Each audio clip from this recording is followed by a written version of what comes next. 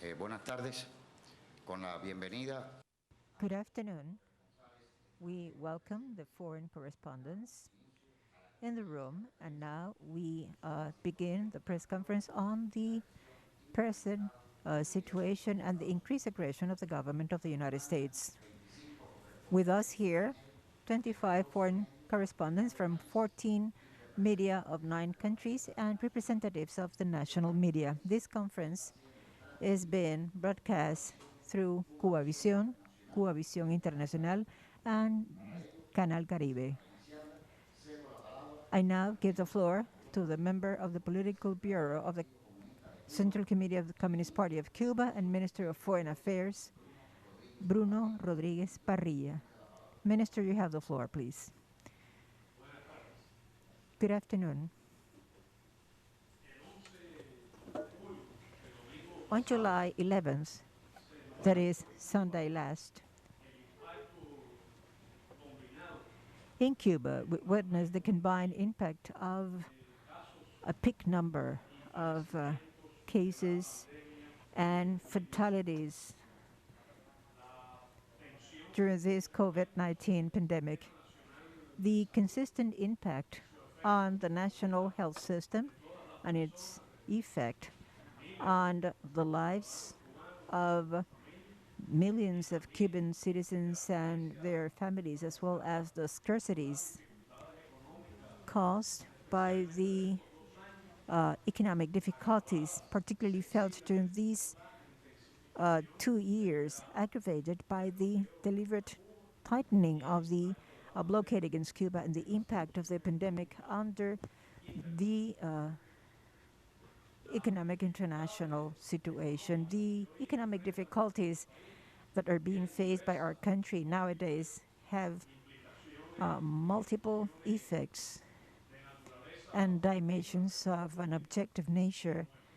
They also affect our sound health system, the supply of energy, although we have had some failures associated to these factors and the limitations that we have had in terms of fuel and maintenance.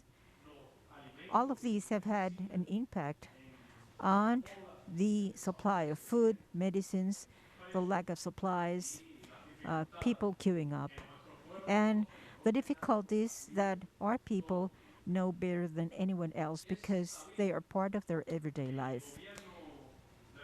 It is a well-known fact that the government of the United States identified the impact of the SARS-CoV-2 virus and the pandemic as an opportunity to tighten the blockade following political motivations and implement what they have described as maximum pressures measures to reinforce the aggression against our country. This has been a deliberate, cruel, and opportunistic attempt to take advantage of the conditions of a pandemic to try to strangle our economy.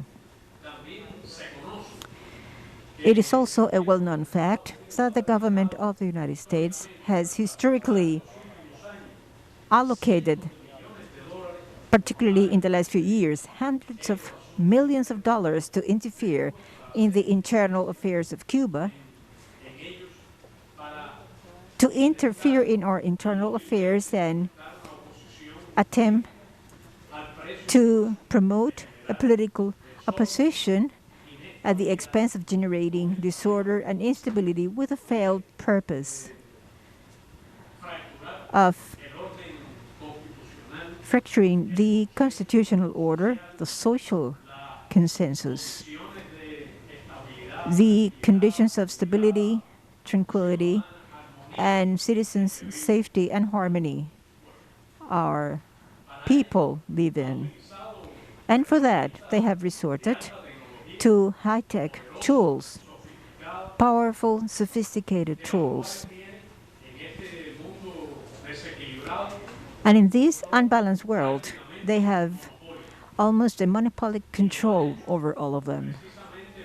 They have done so in order to take advantage of the harsh social conditions generated in the whole planet by the pandemic. In our case, they have made an obscene and shameless use of lies, slanders, manipulation of data in an attempt to mobilize, instigate persons.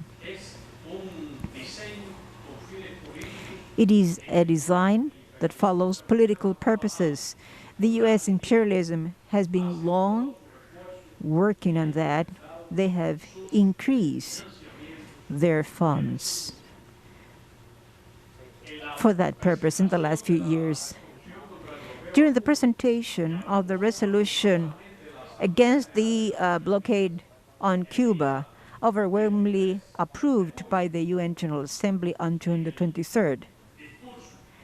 During the statement, we warned, and I quote, the U.S.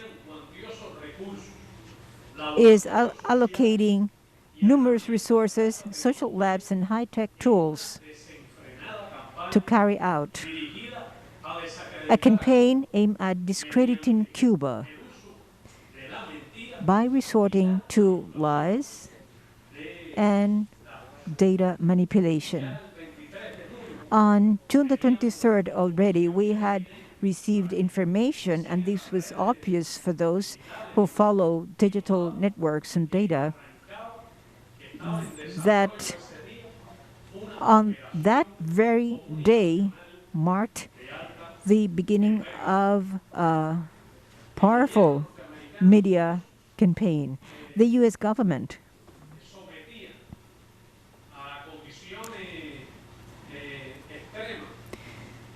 was subjecting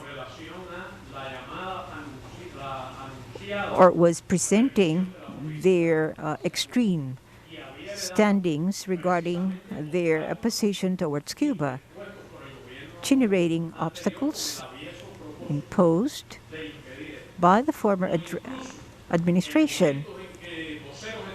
Even at times when U.S. spokespersons were speaking about issues that were so sensitive for the life of people, such as unilateral coercive measures against citizens' travels in both directions, or in relation to remittances or consular services affecting Cubans residing abroad or their families, as part of an operation that were against these statements. In that statement on June the 23rd, it was said, and I quote, "Some are dreaming about provoking social chaos, disorder, violence, and death." This is nothing strange, because this is a political tool that has already been used against other countries with disastrous consequences. On June the 23rd, there was this campaign going on already, calling for violence, terrorist actions, attack against authorities, and the assassination of the President of the Republic. On that same day, it was said, and I'm quoting the statement, "There are some who dream about provoking a disorderly and uncontrolled migration between Cuba and the U.S. This is about a dangerous bet on which we have warned the U.S. government, that has the legal and moral obligation to honor the migration accords, particularly in terms of the granting of visas. This is a sensitive issue that is taking a toll on human lives," end of quote. And yesterday, we warned, and I reiterate the warning today, to the United States government. The present dilemma is about the alternative between the right of an independent and sovereign state, a nation and a people to exercise their right to self-determination, enjoy their human rights without any foreign intervention, without any foreign interference in their internal affairs. The alternative between our people's assurance of peace, social cohesion, tranquility, citizens' safety, stability, against the illegitimate, usurping, illegal, immoral attempt by a superpower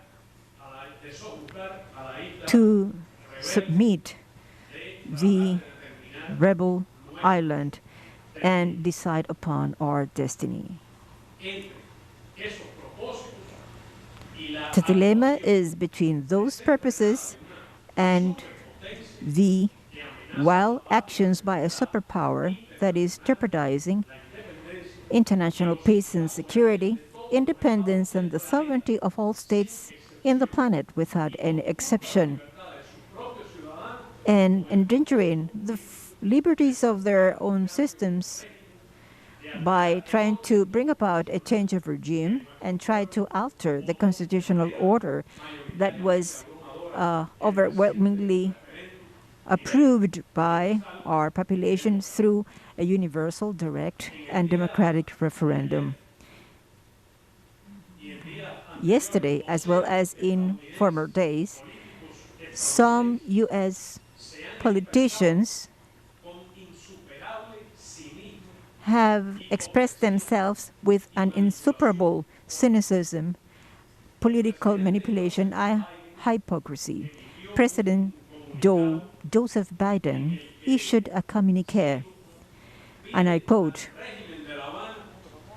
asking the Cuban regime to listen to the Cuban people and alleviate their needs. He is referring to the economic situation facing the country. President Biden and the U.S. government should first and foremost listen to its own citizens, the majority of which have systematically called for the lifting of the blockade against Cuba and for their freedom to travel to anywhere in the world and receive first-hand information.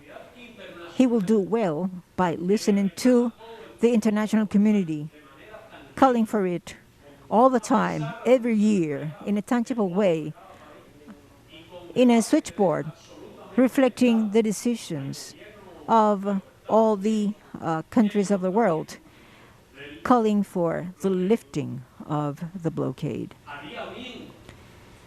He will do well in listening to Cubans residing in the U.S., as well as in every other latitude whose relatives are suffering from the manipulation of migration issues and the manipulation of policies affecting relations among peoples, contacts among peoples, travels, and family reunification. But it takes a lot of cynicism to ask the sovereign government of Cuba to listen to our own people, which is a victim of the historical U.S.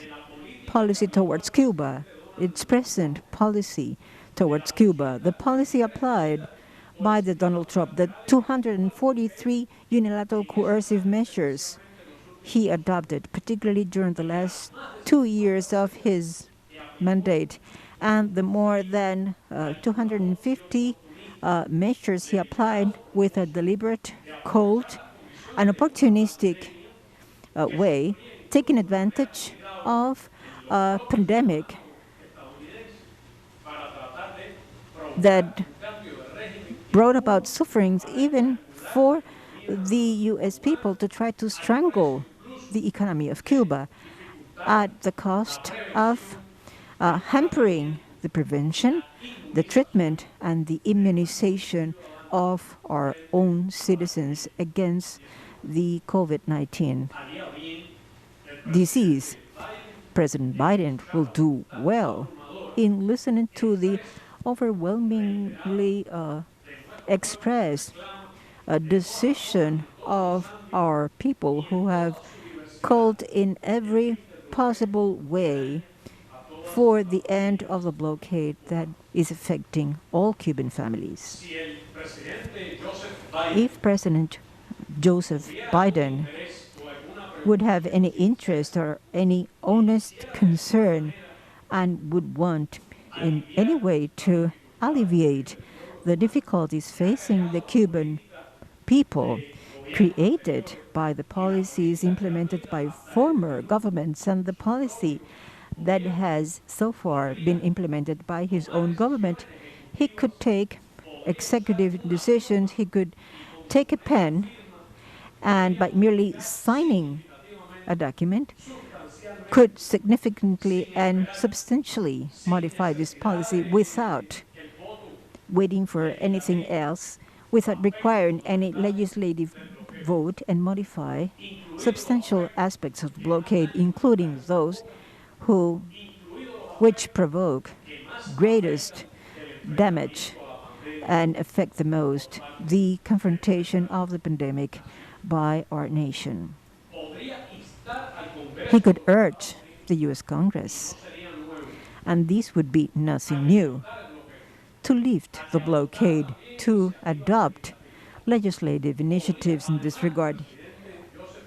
President Joseph Biden could also recover some of his sovereign prerogatives, and he could, for example, suspend the implementation of Title III of the Helms-Burton Act, the authorization of filing lawsuits before U.S. courts by brutally implementing extraterritorially the Helms-Burton Act beyond the borders of the U.S. in third states, something that has been done by all U.S. presidents, including his predecessor, since the approval of that infamous law. He could take specific measures with regards to aspects of an extreme cruelty, such as the difficulties that were created for Cuba to acquire ventilators.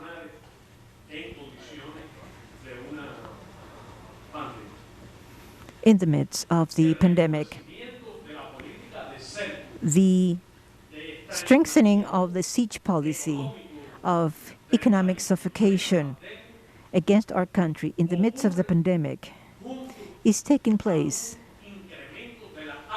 together with an increased political, media, communicational aggression and an unheard of increase of communication misinformation operations, I'm referring to political operations, abundantly funded with the U.S.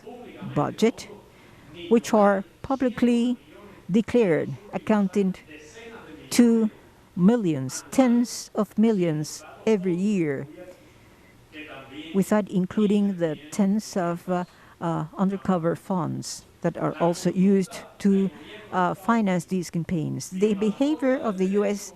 Government in violation of international law, a massive, flagrant, and systematic violation of the human rights of all Cubans, is a threat not only against international law, freedom of navigation, the universally accepted rules of trade, the rule of law in international relations, the enjoyment of human rights, including the right to peace, to food, to health, the right of children. In Cuba, it is a tangible continued increased threat against well-being and the integrity of our people. On July 11th, there wasn't any social outburst. Because of the will of our people and the support of our people to our revolution and its government.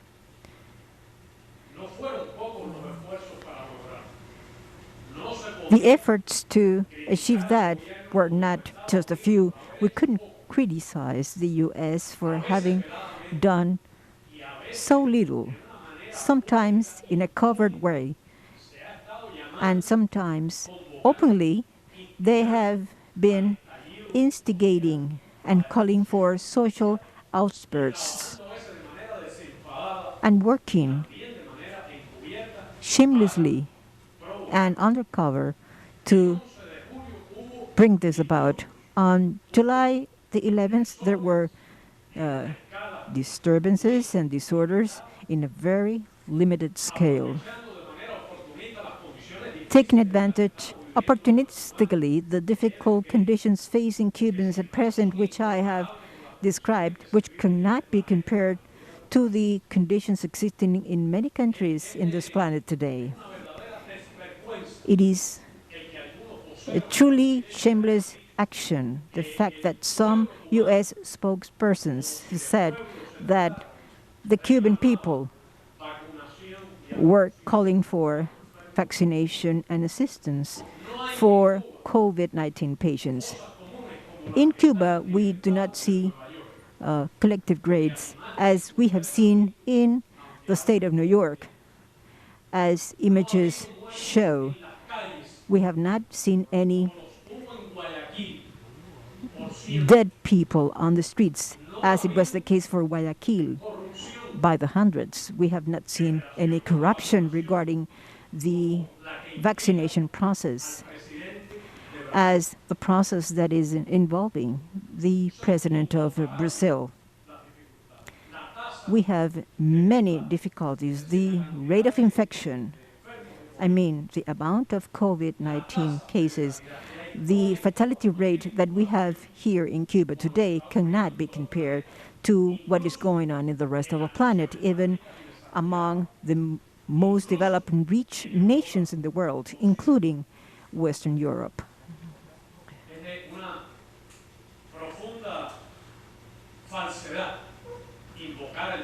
It is very, very fake to invoke the COVID issue to hide the powerful hand that is from the U.S. instigating subversion and the fracture of our constitutional order. And there were disturbances created not only in a systematic way and based on an investment that dates back to decades, or as a result of the intensification of those actions during the last 2 years and in recent months, but also the development of political and communication policy aimed at creating those disorders with the purpose of generating those disorders, even at the expense of acts of violence, as have been, if the case, which have been condemned and rejected by our entire people. Particularly during the last months of last year, up to the present, you have known about the many actions to instigate violence, to instigate the commission of terrorist actions that have been brazenly carried out and continue to be carried out up to or since June 15th from accounts based in the U.S. Territory, from domains based on the U.S. territory, from groups linked to terrorism receiving direct funds from the U.S. government. So on July the 11th, there were disorders, there was vandalism, there was violence, and of course, there is a relevant investigation going on. On July the 11th, what would be described in the U.S. as agents to the service of a foreign power were the ones who acted, people who receive funds and instructions from other countries. They move on board of diplomatic cars, people who systematically visit diplomatic venues and are continuously instigated to act against the constitutional order and the law in Cuba. And on July the 11th, taking advantage of the tensions that I have already described, there were also some disturbances in the presence or with the participation of criminals with criminal records, persons who have been linked to marginal people who are profoundly rejected by our people. There has been an attempt to generate pseudo movements with the futile aspiration of creating political opposition.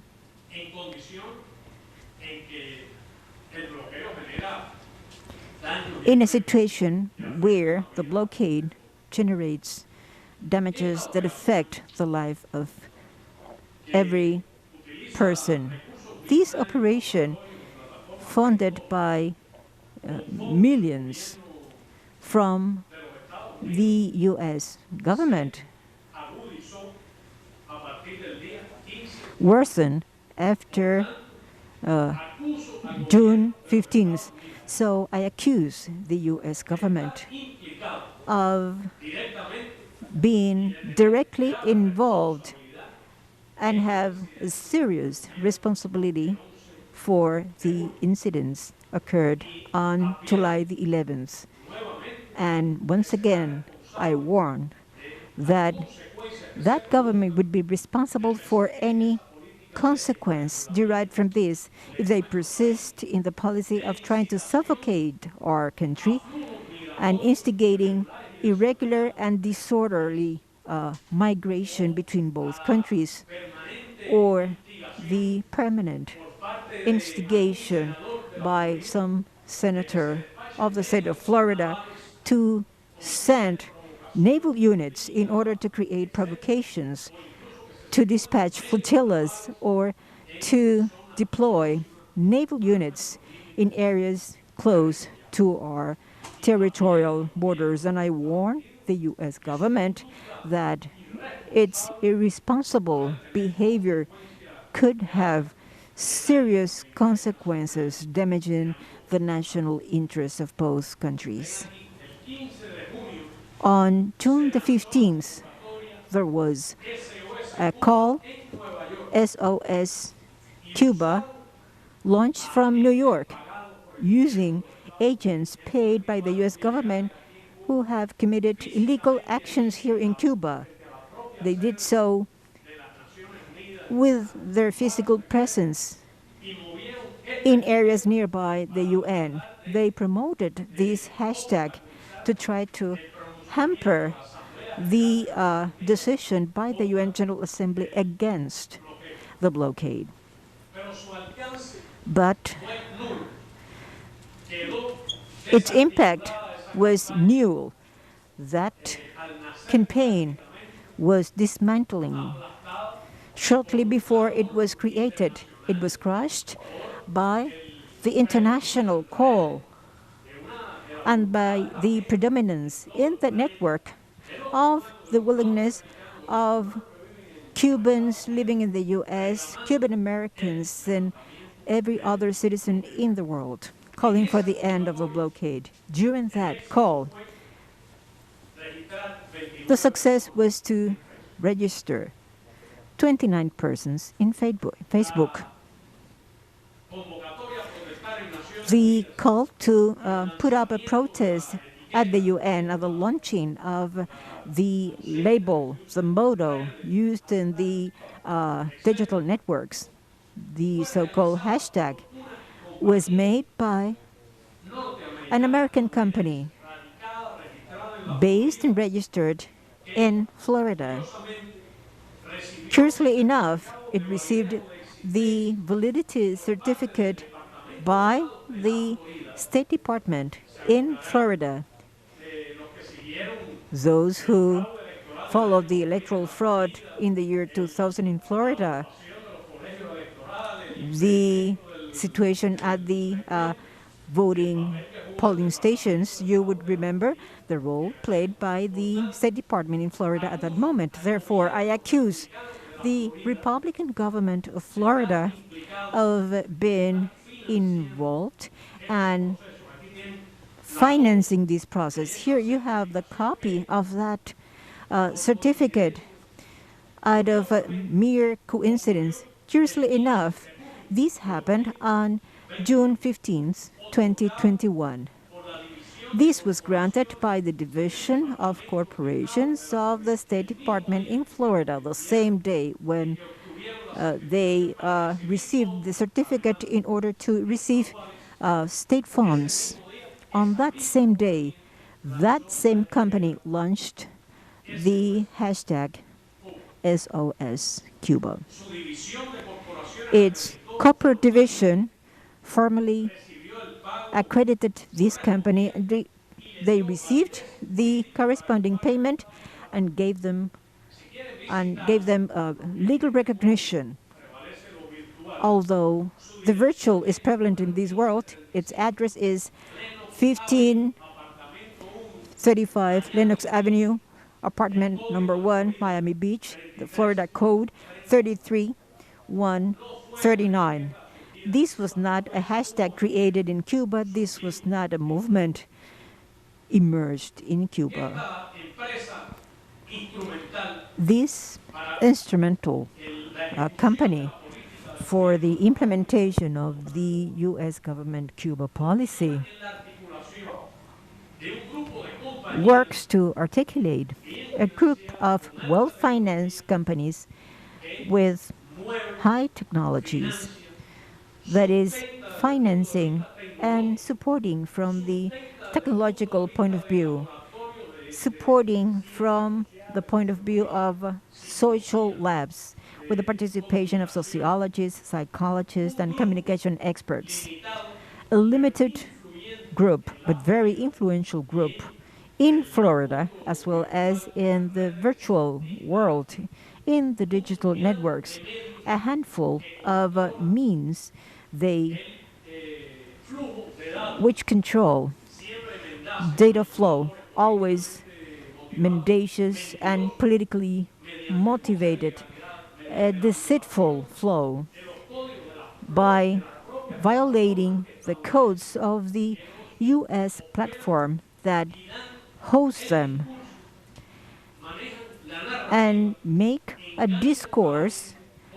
They deceive people, they mix up people, they recruit naive people and take advantage of those who have no opportunity to confirm that information or obtaining true and reliable information. They take advantage of the youth and the social empathy with which persons access digital networks. And that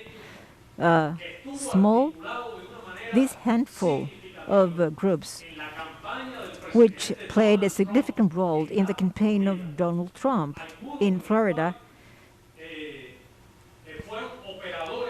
some of them became important operators in the failed purpose by Republicans to promote the Cuban American vote in their favor. They receive federal and state funds, and they have a control of the discourse in digital networks against our country. They instigate violence, disorder, and subversion. In this case, During this campaign, launched by this company,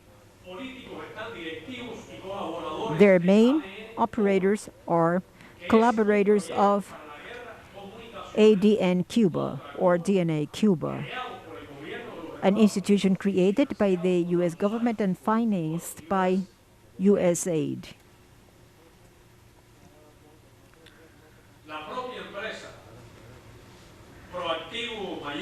The company Proactive Miami Incorporated lists among its members persons like Yaima Pardo, the head of DNA Cuba, and Jorge Rodríguez, who is a political operator linked to DNA Cuba. They are not representatives of our people. They are not Cuban citizens living among ourselves. They have participated in actions of harassments, almost violent actions against our embassy at the UN and Washington. Both of them were physically present on June the 23rd during the actions of harassment against the Cuban embassy at the UN, and they were some of the almost violent agitators against the Cuban baseball team during the Florida tournament, and they harassed our baseball players at their exit from the stadium.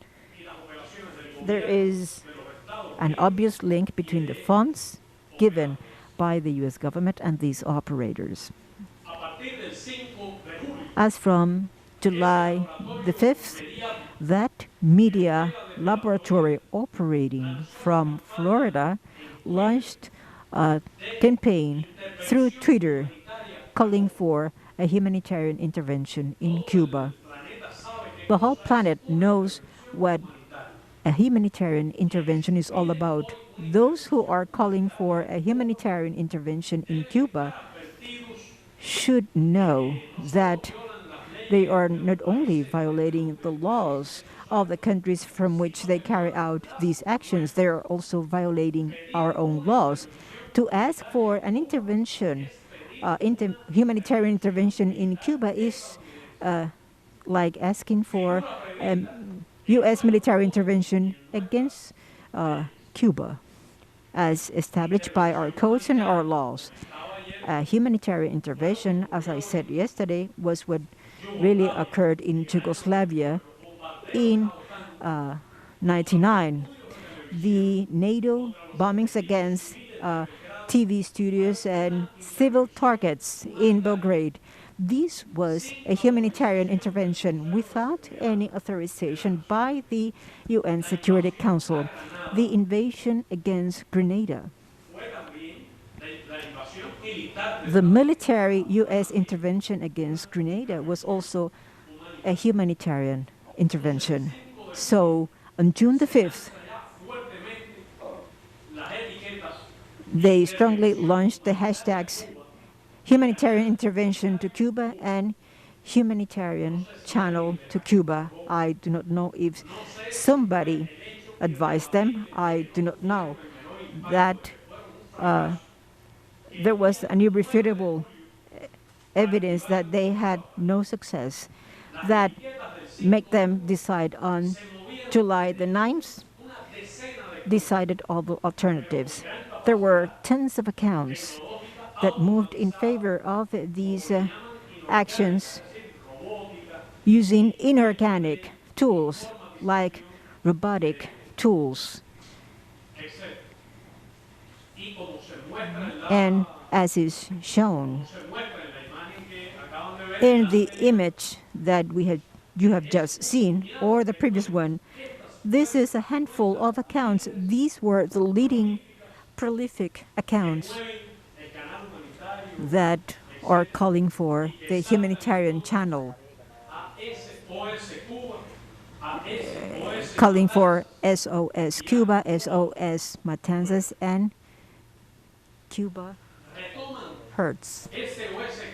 They retake SOS Cuba because it is very much resorted to hashtag during the pandemic, that it was used with humanitarian purposes related to the purposes of helping the sick, of alleviating extreme situations occurred in many countries, even developed countries in the planet. This has been used as a humanitarian hashtag, and in order to receive and confuse persons, they are precisely using it as if it were a Red Cross flag, as if it were the symbols that you place on an ambulance to confuse persons, when indeed this is a warmongering hashtag against Cuba. They used operators. They used what is called trolls forms, persons coordinating a group of false accounts, disseminating in an automated way messages through Twitter, or using robotic accounts. I mean, using the so-called bots, robots, and so on, which move at very high speed, something that can only happen in an automated way. Some of these robots used in this campaign are state-of-the-art robots, very costly robots. I mean, it takes a person a lot of money in order to use these tools, and they cannot be detected unless you inquire about them in a very conscious way through the auditing processes of platforms and tools that allegedly regulate the environment in digital networks. That is why it is a source of amazement and repugnance to see media and other entities saying that in Cuba there has been a popular outbursts. This is a political operation. It is an aggression by the U.S. government, which today does not need missiles.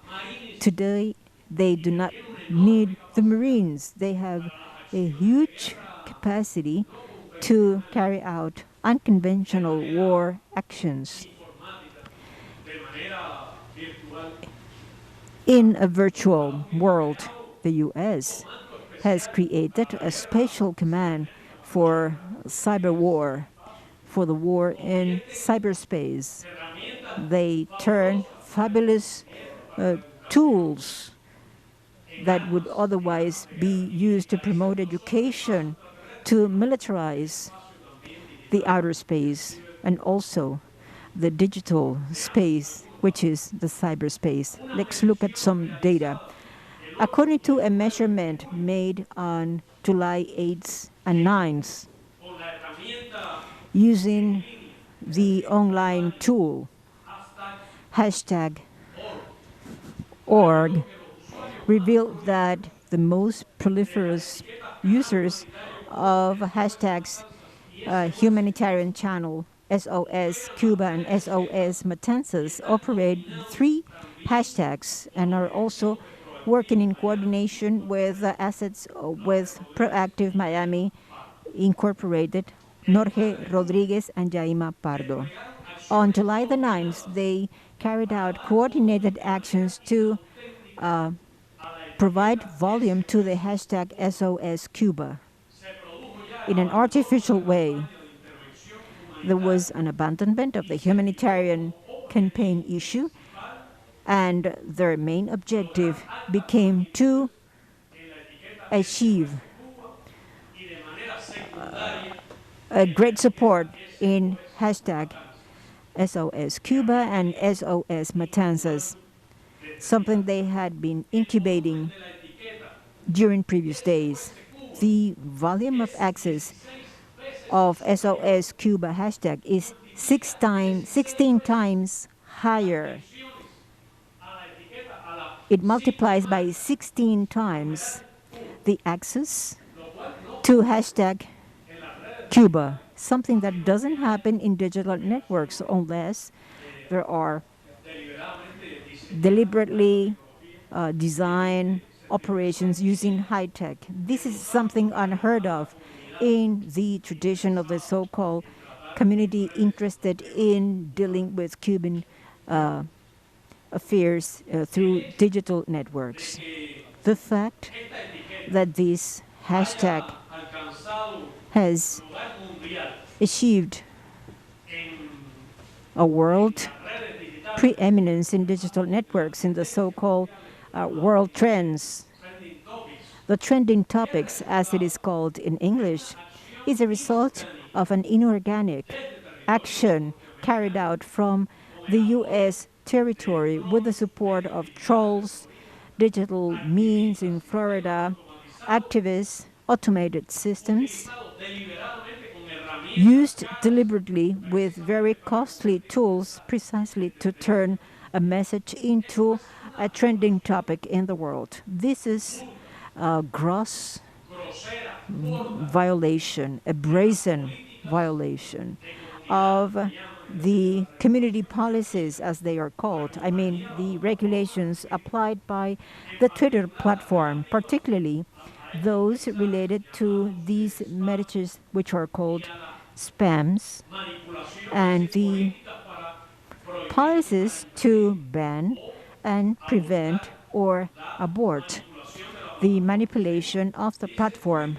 according to Twitter and its policies. And I quote, "You cannot use Twitter services with the purpose of amplifying or suppressing information in an artificial way, or carry out actions that would manipulate or hamper the experience of users in Twitter." We must say that the platform, I mean, that same company punishes, interrupts accounts, legitimate accounts by Cuban users without any pretext, without any reason, making a whimsical interpretation of this regulation. However, in the face that legitimate Cuban users, people like you, people like us, using networks who denounce these whimsical accounts, who denounce fake tweets inciting violence, mendacious tweets, tweets that manipulated users of this network, no measure was taken against them, knowing that they can be very efficient when it is convenient to them to prevent those accounts. And we can look at the previous image. So there was a tremendous manipulation, not only in the networks, but also against some TV networks, some of them based in the U.S., particularly, or related to some Spanish media. So there were fake news broadcasts with certain, with the use of certain technological tools, but they were extremely deceitful, and there was a situation generated in some Northern Africa country, and they portrayed this as if it were happening in Cuba. They used images of the airport of Caracas as if they were taken during these present hours. They used events happening in other countries and portrayed them as if they were happening in Cuba on Sunday the 11th, or even yesterday. The so-called fake news, which are so much pursued by the platforms, which happen to be very efficient when they decide to act in compliance with the regulations of the digital world, which are rather whimsical and rather inclined to favor the powerful. We know which are the monopolies that work in the digital world. We know what are the companies that control the digital space nowadays. The multi-million-dollar companies that control those. We know where are they anchored, and we know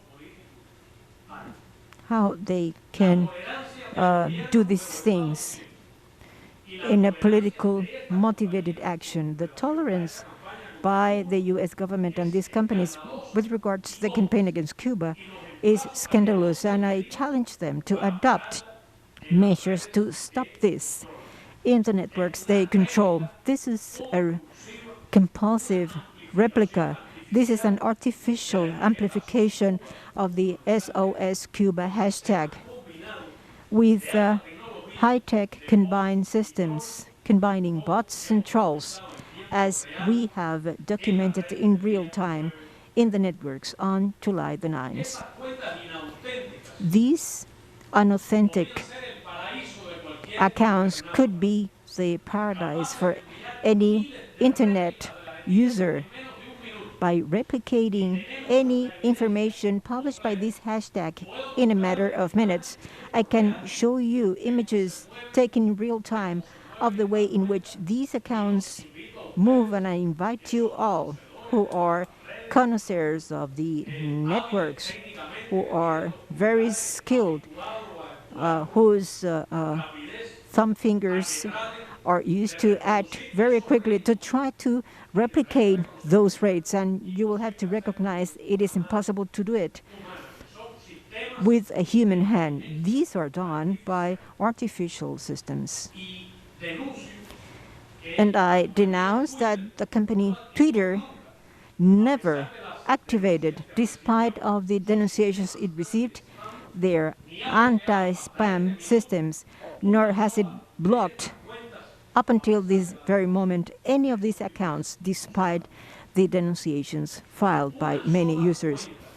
One single account located or based in Spain, and we know that the virtual world does not move according to territorial borders, handled by some interest in the U.S., uploaded more than 1,000 tweets.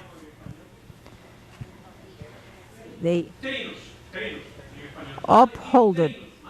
uploaded more than 1,000 tweets on July the 10th, as well as on July the 11th, at the rate of 5 retweets per second. Try and do this with a cell phone. I invite you to retweet 2 in a single second. It is obvious that these are computerized systems, which are, by the way, expensive. There was also a coordinated harassment against the so-called influencers,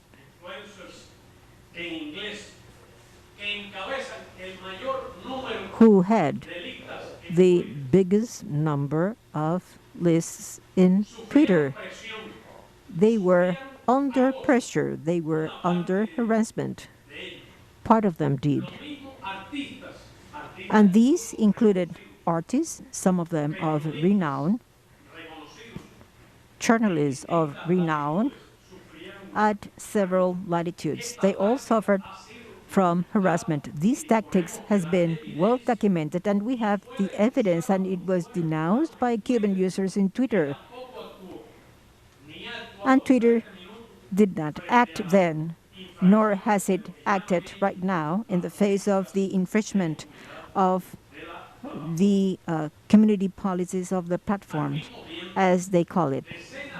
At the same time, tens of users who became active in a very organic way, acting with their own devices, did so without knowing that they were being manipulated by U.S. companies, and this is very well known by the U.S. government, and sometimes the U.S. government organizes it. They didn't know they were being manipulated by U.S. companies participating in the information warfare against Cuba. They were all invited, these tens of users, they were invited to change in the profile of their accounts,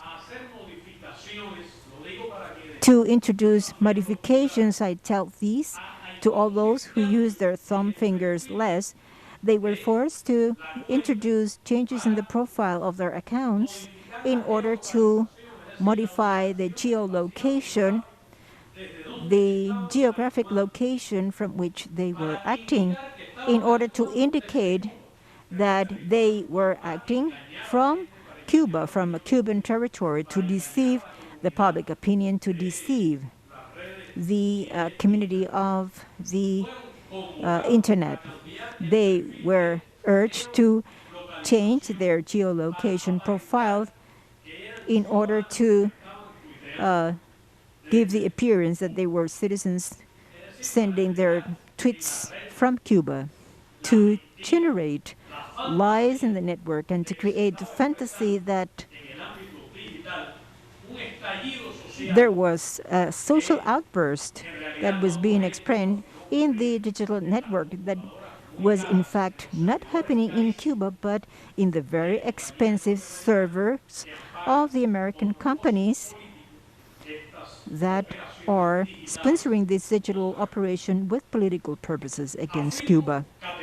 I categorically affirm, and I have an irrefutable evidence to do that,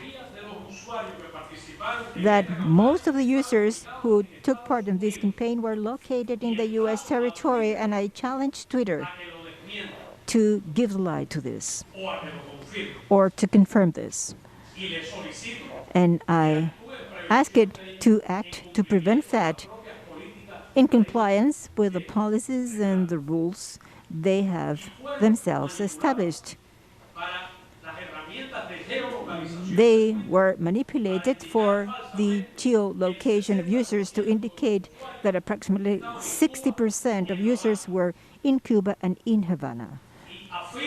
And I affirm that they lie, that they manipulated the geolocation systems.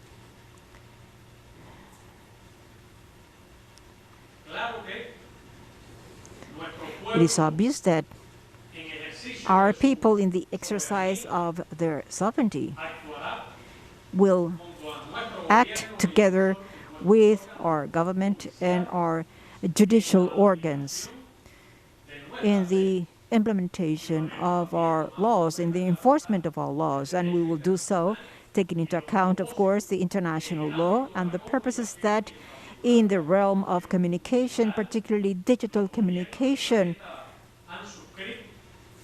have been subscribed by the governments of the world, and in accordance with the juridical instruments approved by the world, precisely to prevent the aggression using these digital platforms. I can state, of course, in our country there are difficulties. Of course, our people are facing a very difficult situation fighting the pandemic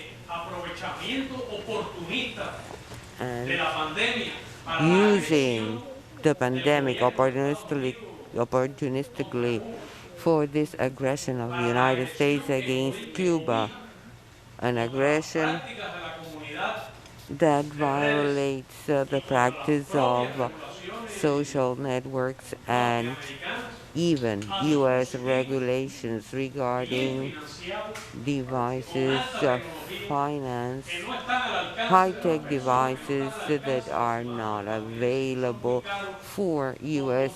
Citizens because they are very expensive, with specialized companies for digital and information warfare against Cuba. Our people, our revolution will undoubtedly exercise within the international law, within our constitution and our legislation to apply or to defend the legal and constitutional order that the Cuban people has elected. I once again state that we have gone through worse periods. We are facing a pandemic, and for ethical reasons, amidst a pandemic that has taken a high toll in terms of human lives in the United States, I think it would not be ethical to use this pandemic for political aggression against Cuba. I think it should not be used to step up the blockade against Cuba opportunistically. I believe that the new administration in the United States, which everyone hoped would be more decent and compliant with its legislation and its election platform that led them to the presidency, will not use the pandemic for aggression purposes and not to persist on policies that were criticized and not to continue the aggressions in recent years stepped up under the pandemic. Cubans have, as I said, seen worse and lived worse periods, and we have been able to survive and face it. We are involved in solving the problems of our economy. We have the solidarity and we have international support. We actively and relentlessly work not only fighting the pandemic with very good results, but also in producing food and in addressing the difficulties of our economy, just like the economies all over the world that are also suffering the consequences of the pandemic. In the case of Cuba, we have two, the COVID-19 pandemic and the blockade pandemic, and both asphyxiate and both kill. Our people will exercise its right to defend itself, and we will continue working confident on our victory, the same way that we have reached this stage. We will defend our right to free determination, to our sovereignty, and we will use our laws that were made for that purpose to govern those living under our sovereignty. We will keep on working till we end with the pandemic and address our economic problems. We acknowledge the effort of our people, of our workers, of our students, and of all sectors the efforts of our women, our children that have been working with their teachers and professors, both virtually or online. And we will defend our right to peace, our right to safety and security and public order, and our social consensus. We will defend our nation and we will defend the revolution.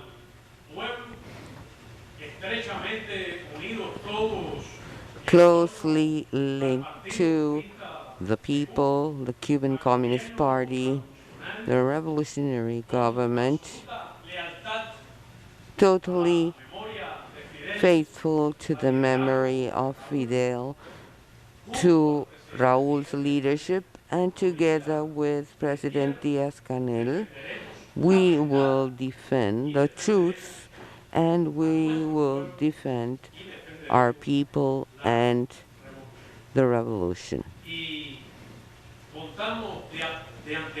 We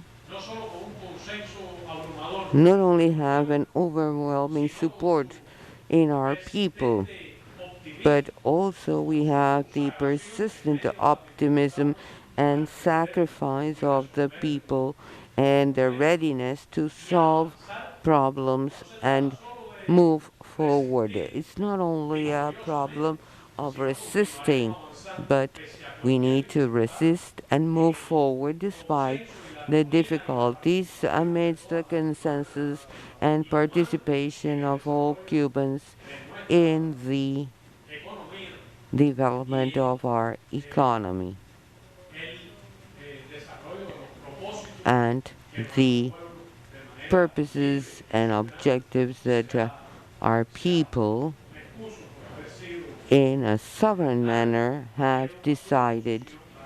So I apologize for having taken so long, and I'm ready to answer any question you may have. Well, we thank the Minister for his presentation. Now we will have a round of Q&A. I want to recall that you must state your name and the media you represent. As soon as you raise your hand, I will give you the floor. Yes, you have the floor. Good afternoon, Minister.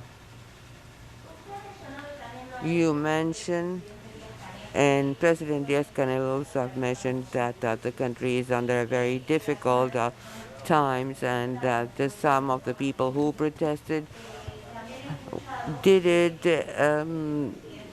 or they were genuine in their protest. The president has explained what the government has been doing, but there has been no measures or a package to solve those problems that people are claiming for. And of late we have seen problems with the internet, and I thought you were going to talk about blackouts. No. Yes, we also have suffered blackouts, but it's true that people don't have internet. So I want to know, after all the things you have mentioned, if there is a measure by the U.S. State is to part of its defense of what you have just stated there. Well, I can say first and foremost that the economic circumstances are very complex. I should also say that the Cuban government has been working relentlessly, like our people, and as you and the international community very well know, we have been working under very, very difficult circumstances, taking into consideration the opportunistic stepping up of the blockade during the last 2 years, under the impact, the human and economic impact of the pandemic.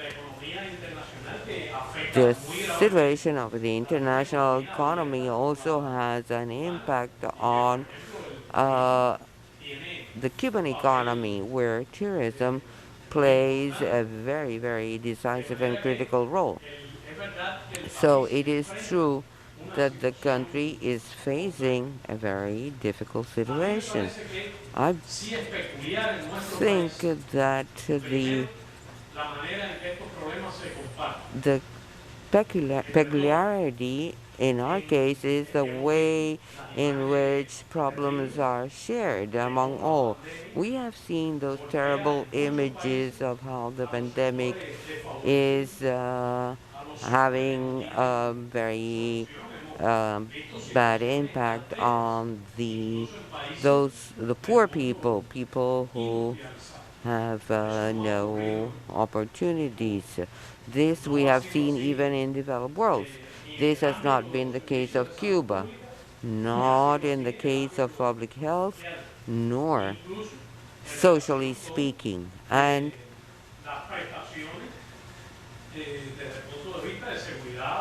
regarding the social assistance that has been provided in the country, there has been a very even distribution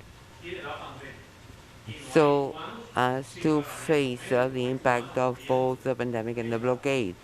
There are no Cubans without medicines or medical assistance.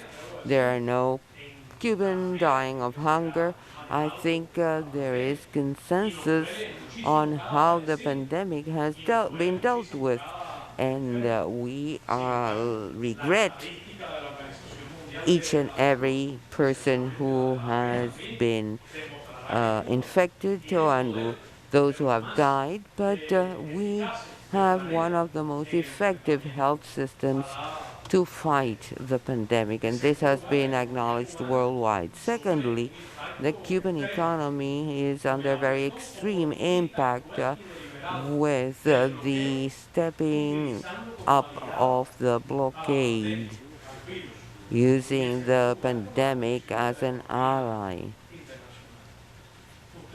plus the situation of the international economy. However, you won't see that people have been left to dealt with this alone, which is not the same picture you find in other parts of the world. Of course, nobody can underestimate this. In Cuba, we have the solidarity among Cubans, and we have a social system that guarantees effectiveness and protection to all Cubans, irrespective of their ideology or what they are or what they do under the pandemic. Regarding the blackouts, for example, this is a situation that are undoubtedly affecting the living conditions of our households, the queues, the difficulties in getting food, etc. But you don't see in Cuba what you see in developing countries, with people dying, people being discriminated, people dying of chronic diseases, and living and dying because of poverty and because of the pandemic.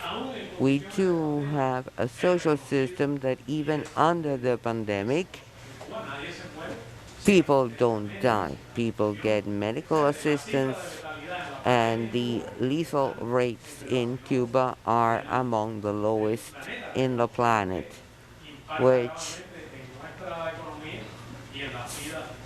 despite that it has a negative impact on our lives. But We can say that Cuba has one of the most effective models. If you take the morbidity rates, the morbidity rates, the prevention and treatment, the existence of 5 vaccine candidates, the fact that we have the first vaccine in Latin America and the Caribbean, the good news regarding the development of a second vaccine candidate, regarding the clinical trials for developing pediatric vaccines, the good news about the work that is being carried out in other vaccine candidates. So our system to fight the pandemic is one of the most effective in the planet. There could be others, but any honest person must acknowledge that our model is the result of a model of social inclusion and highly effective, socially speaking, and because of the actions of the government amidst many difficulties that all the people in Cuba know.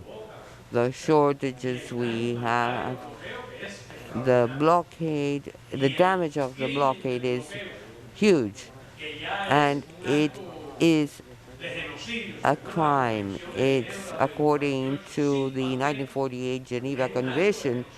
This is a genocide. However, the Cuban response has been very effective.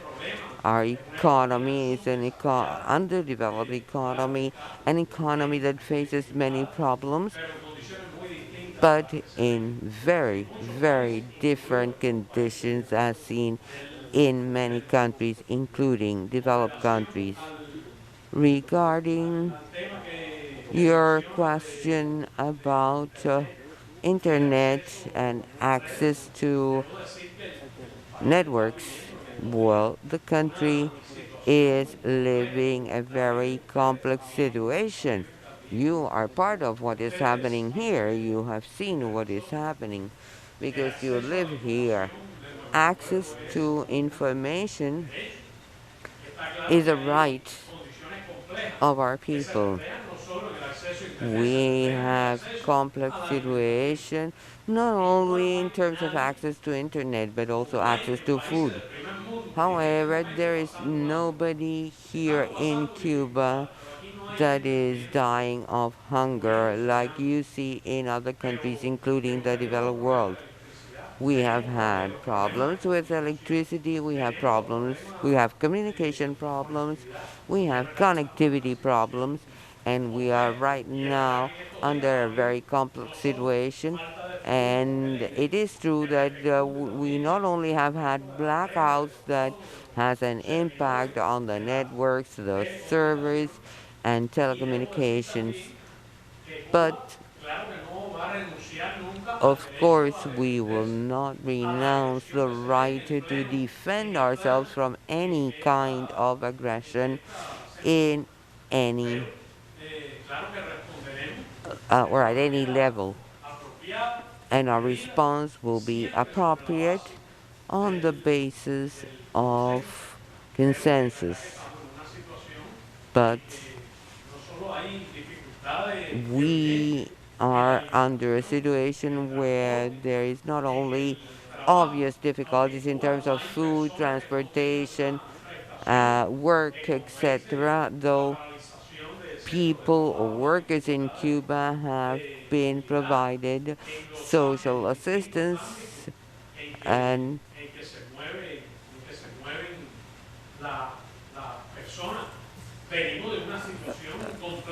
we have experienced also a lot of problems with the blackouts, and this has an impact on the communication system. Of course, we will defend ourselves with the consensus of the majority of the people and preserving the rights of our people. but the country is facing very, very difficult conditions. The same way you asked me about the internet services or the communication services, you could ask me about any other services, including food, including health services. In a country where there is lack of medicines, despite the efforts of the government to solve this, yes, there is no internet, but there is also no medicines.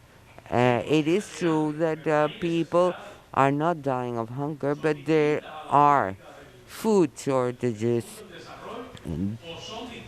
They are different from the typical situations you find in the South or the poor people in the North, including the United States.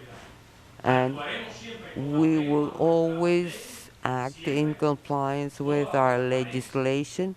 We will be transparent and we will always consult the opinion of our people. That is what we did yesterday. And in the next few days, we will intensify our interaction with the people so as to, despite of the difficult situation, to favor their participation in the solution of our problems, in mobilizing the country to defend itself from the aggressions that I have just described. Another question?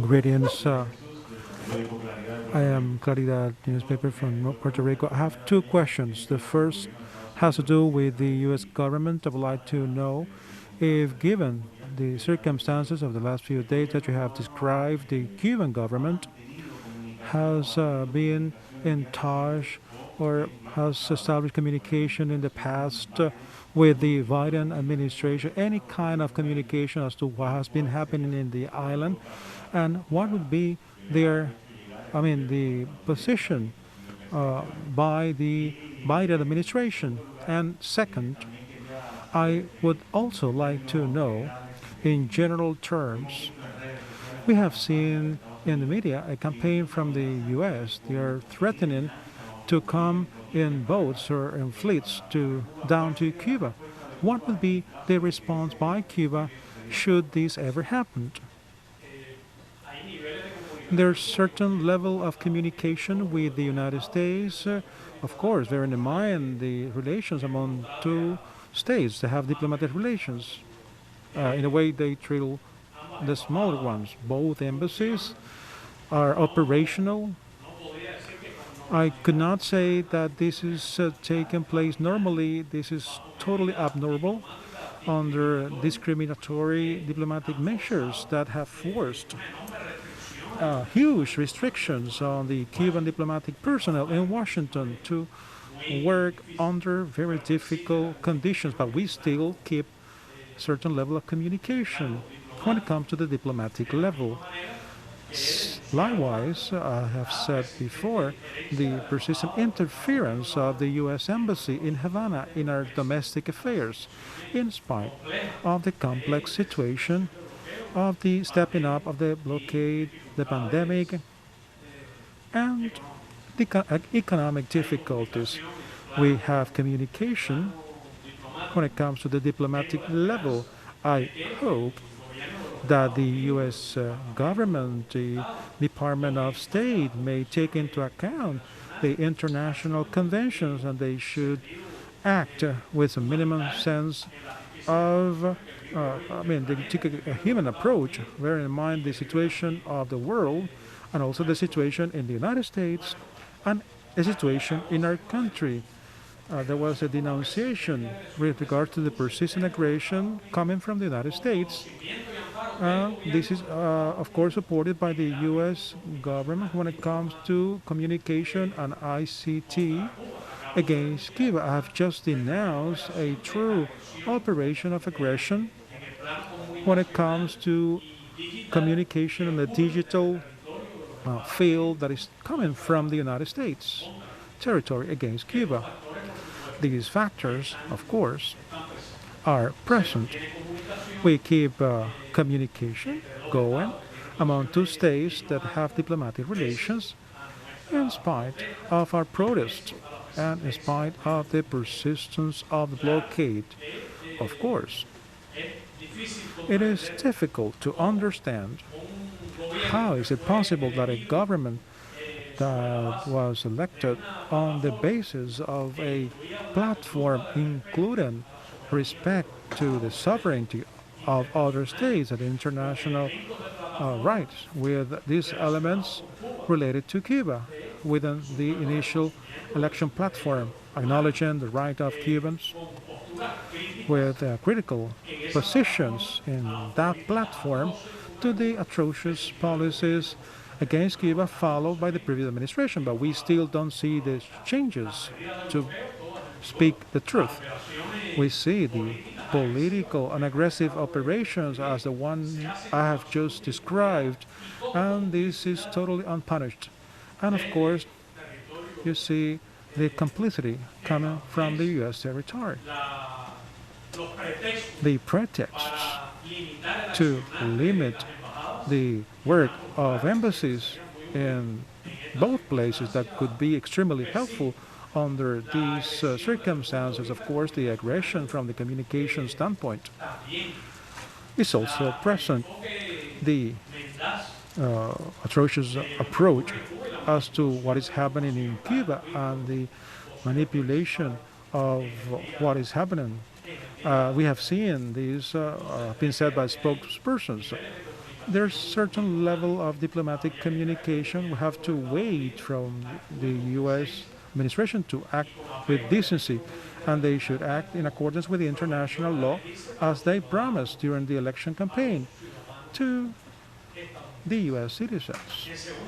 Secondly, I am convinced that in the best interest of both countries, of both peoples, to move to relations of effective cooperations in areas that are, let's say, natural. We might think about the common seas, the environment, but what is surprising that the United States government has not been acceptable to, or they have been not been willing to cooperate in the field of the pandemic, bearing in mind the pandemic conditions nowadays. And it is worse to use these pandemic conditions, and they have been, of course, tightening the U.S. blockade during the last term of the previous administration. Measures were adopted in the week before the inauguration to harm the relation among the two countries and to difficult any progress in the bilateral relation. But it is evident that it will be in the best interest of both countries, of both peoples, in Latin America and the Caribbean, and in the relation they have with the U.S. and the hemisphere at large, and also in the multilateral arena. We could, of course, launch a cooperation to tackle the pandemic, and we have to say that this is non-existent at the moment. We had cooperation during the Ebola pandemic in Africa, for example.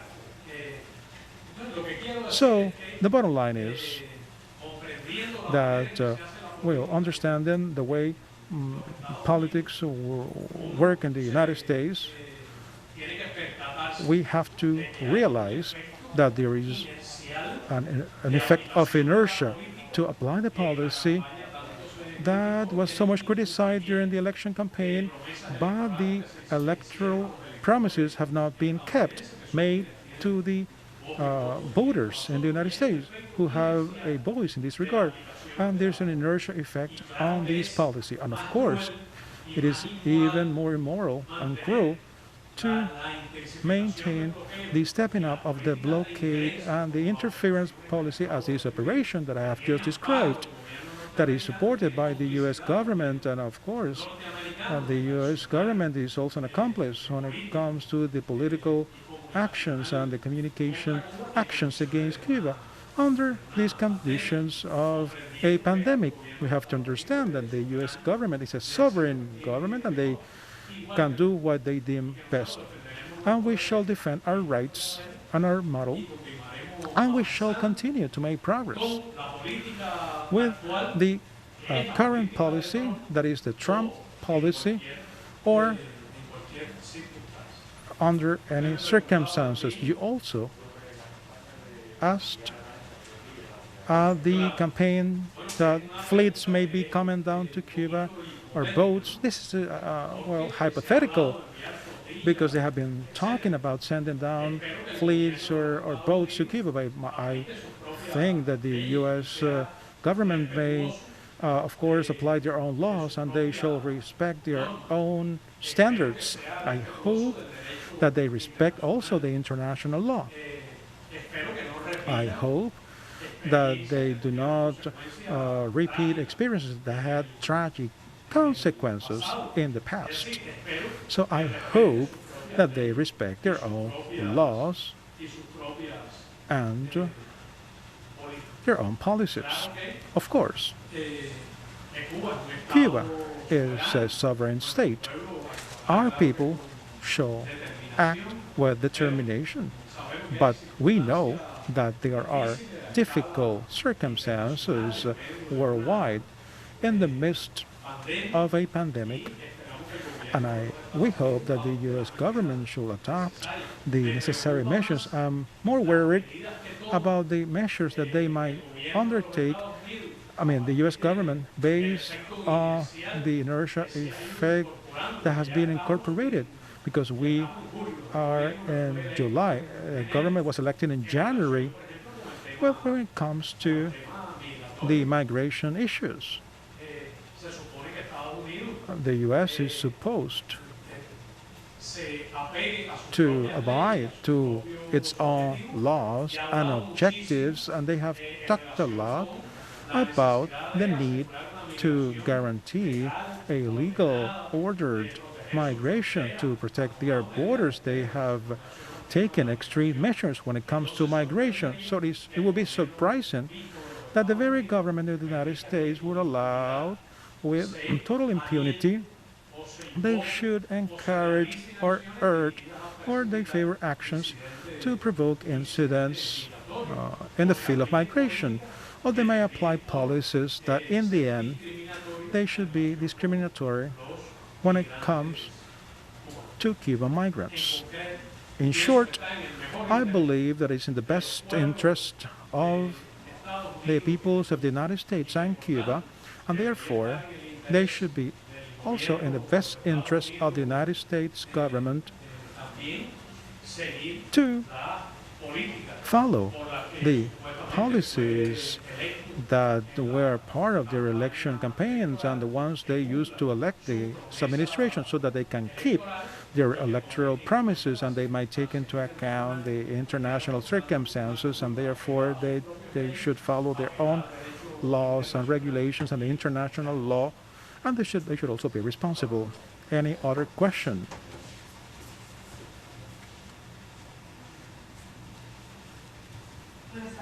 Good afternoon, Minister. I am from Press ACP. You mentioned the importance of keeping communication, cooperation among two governments, the Cuban and the U.S. government. It means that the Cuban government does not include diplomatic consequences or actions against the U.S. government. You're talking about Cuban actions against the U.S. government in the diplomatic field. This is the hypothetical question. Also, both countries, we have diplomatic relations. Cuba has or acts in accordance with the international law. No one could mention a single event or submit a single evidence of inappropriate behavior or acts on the side of the Cuban government or Cuban diplomats in U.S. territory. It is in the best interest of international law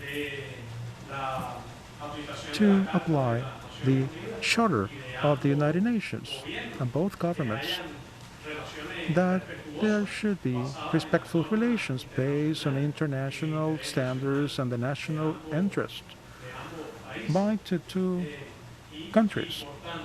And therefore, there's always an attitude of respect and constructive approach to dialogue on the side of Cuba. But in fact, it is a hypothetical question. It is not Cuba that undertakes actions that are against the UN Charter or the purposes that may be declared or the purposes that are declared allegedly humanitarian approaches again with regards to the Cuban people. If there's an honest proposal or legitimate proposal on the side of the U.S. government regarding the situation of pandemic that has been worsened by an illegal blockade that is applied by its own government at the fullest. On a small island, well, we may understand that they should have very powerful reasons to modify these policies that truly harm the Cuban people. Also, on the humanitarian or humane field under this pandemic that also harm the Cubans who live in the United States. And of course, they also violate their rights. And also, they violate the rights of Americans who have always had a respectful attitude. When it was possible, they came to Cuba. They traveled to Cuba. Thousands of Americans traveled to Cuba in spite of the huge restrictions on the travel bans. So we have to wait that if the United States government is going to take into account the platform, the electoral platform they were elected for, and the will of their citizens, they should abide to these aspects. Nevertheless, there is no doubt that this should be based on facts, but rather than statements.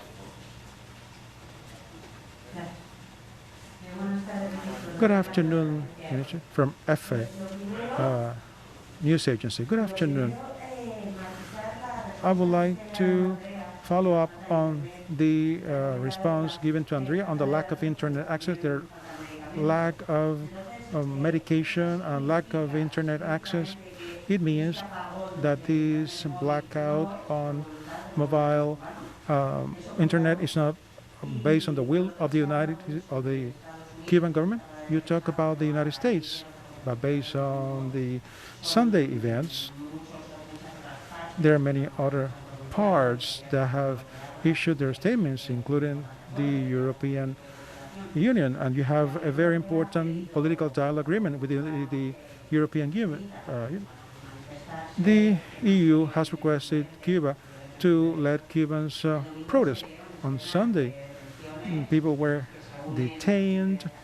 According to President Díaz-Canel, this is not repression, but for many other people outside Cuba, they consider this to be repression. So what can you say about this? Do you consider that these images show repression or not? Yes, I would say they have seen worse actions and scenes in Europe. I would say to them that there are conditions as the ones I have described. I haven't talked about Europe, but since you are asking me about Europe, I have seen very strong actions and scenes of police violence and repression of protesters in European capital cities prior and during the pandemic under different conditions. You might have seen some detentions, police detentions, as the one I have seen before. I have seen there have been violations to our laws. I also said there have been violent approaches, and there have been violent events. They have been even been using weapons. And therefore, our people has the right to defend itself. Our institutions are compelled to apply their own laws to protect the integrity of Cuban citizens, of people. But frankly, this is not, I mean, the scenes, some of them are quite biased by some, published by some TV media as to what happened on Sunday in comparison with others that I have seen in Europe. Prior and during the pandemic, you have not seen the deployment of anti-demonstration or using smoke bombs,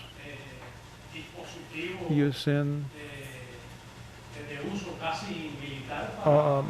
almost military devices to repress demonstration. What you have seen perhaps is police officers taking people or detaining people.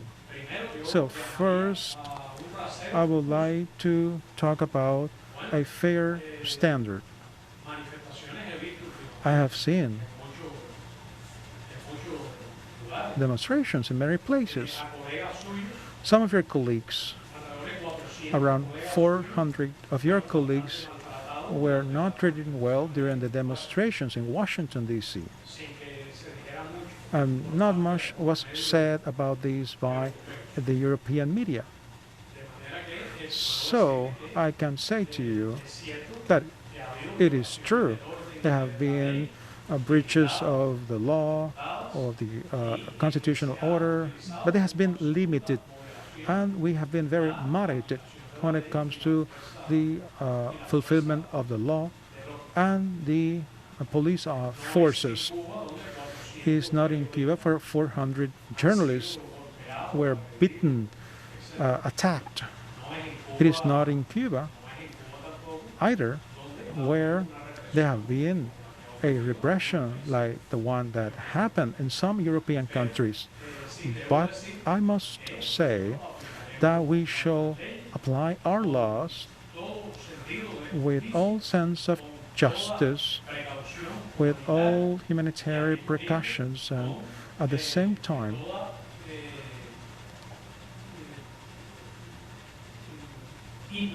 we shall implement what our laws call for. That is to say, the laws are there to be applied.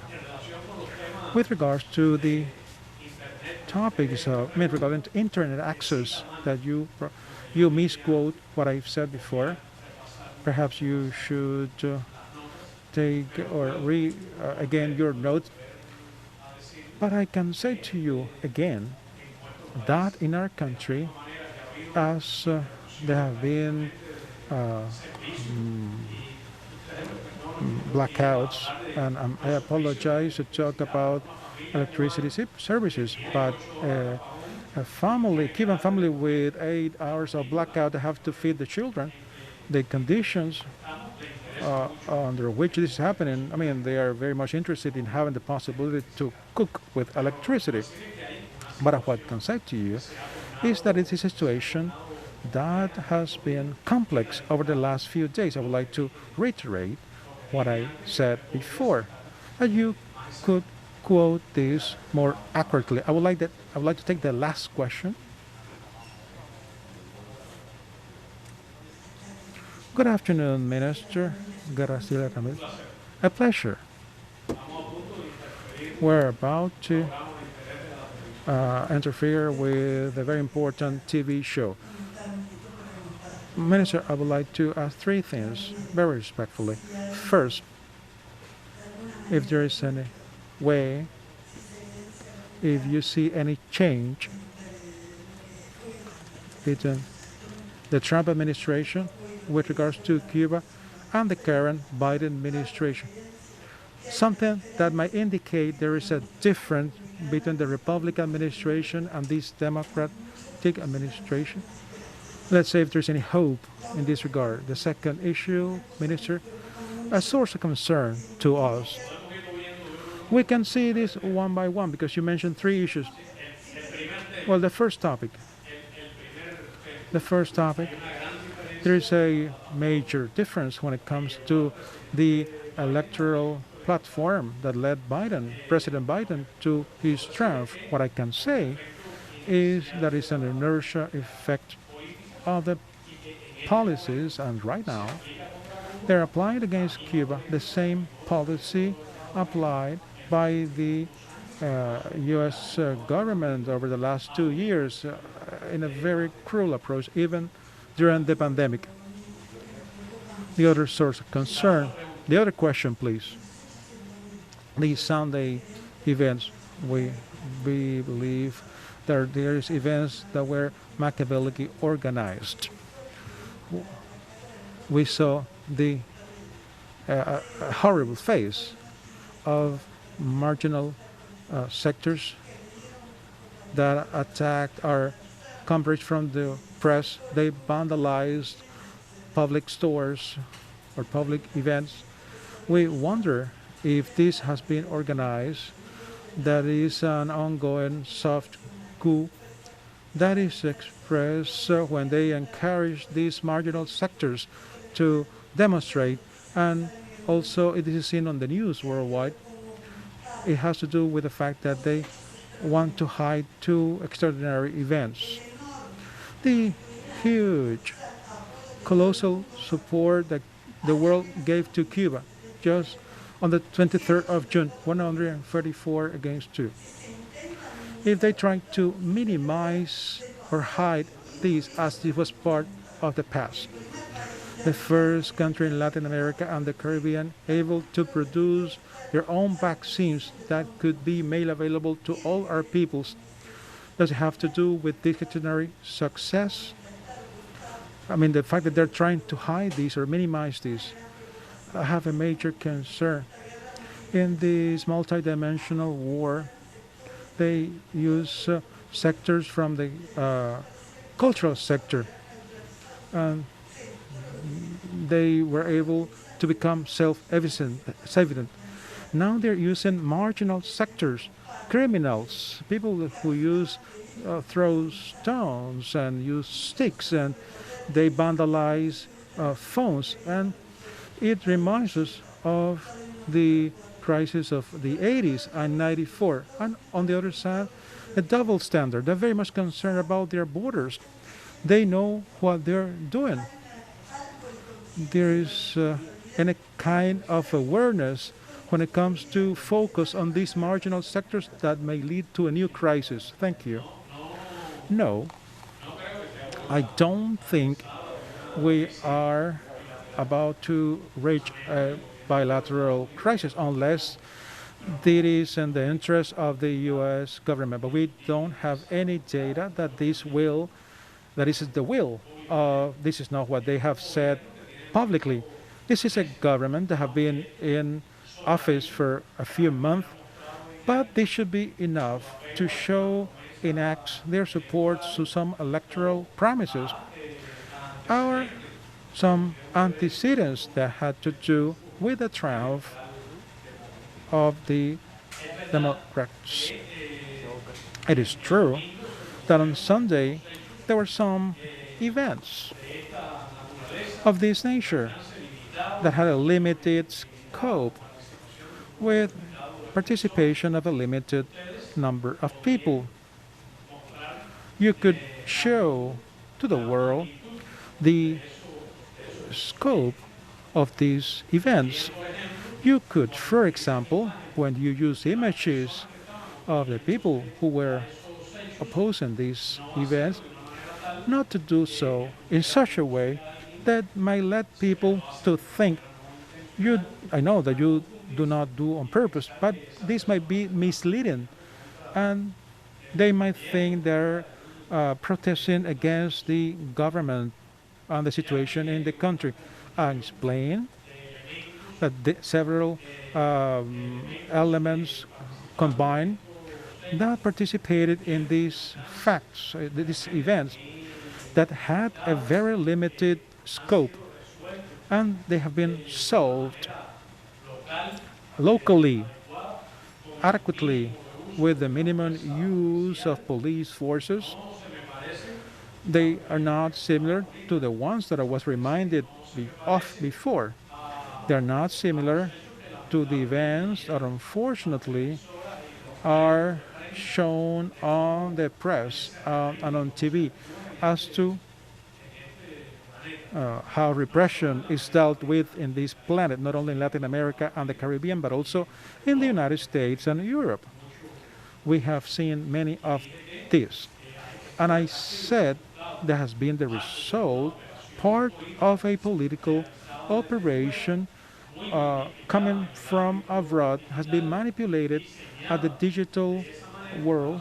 It has been designed as such to attain these effects that they has been dealt with support of people and with the minimum police force. And in any state, this could be needed to restore the rule of law and to implement the law. And they have been criminals and marginalized people, as you also said. I'm sure you saw some of this. I can reiterate that the Cuban authorities shall continue to apply the law. They shall abide to what is included in the law.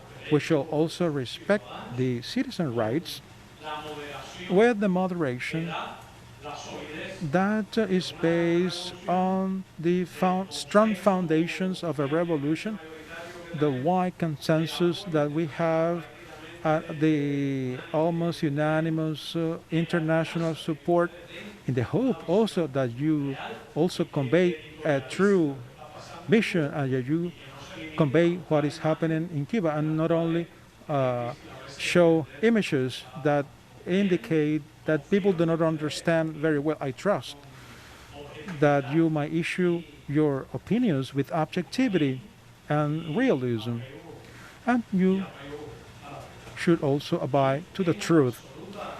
And I have to say I'm very calm. I trust the fact that these events should not be repeated again, that our people and our country has all the possibilities to overcome this situation. You might have seen the calm environment, the normal functioning of the country yesterday and today, of course, with some obvious measures to guarantee public order. But I may say to you that the country is under a normal condition. We should apply the law with, of course, based on citizen rights and at the fullest. And I thank you that you inform with objectivity as what you have been witnessing over the last few days. Thank you, Minister, for your time. Well, we are closing this press conference from the Ministry of Foreign Affairs. I would like to thank you all for being here.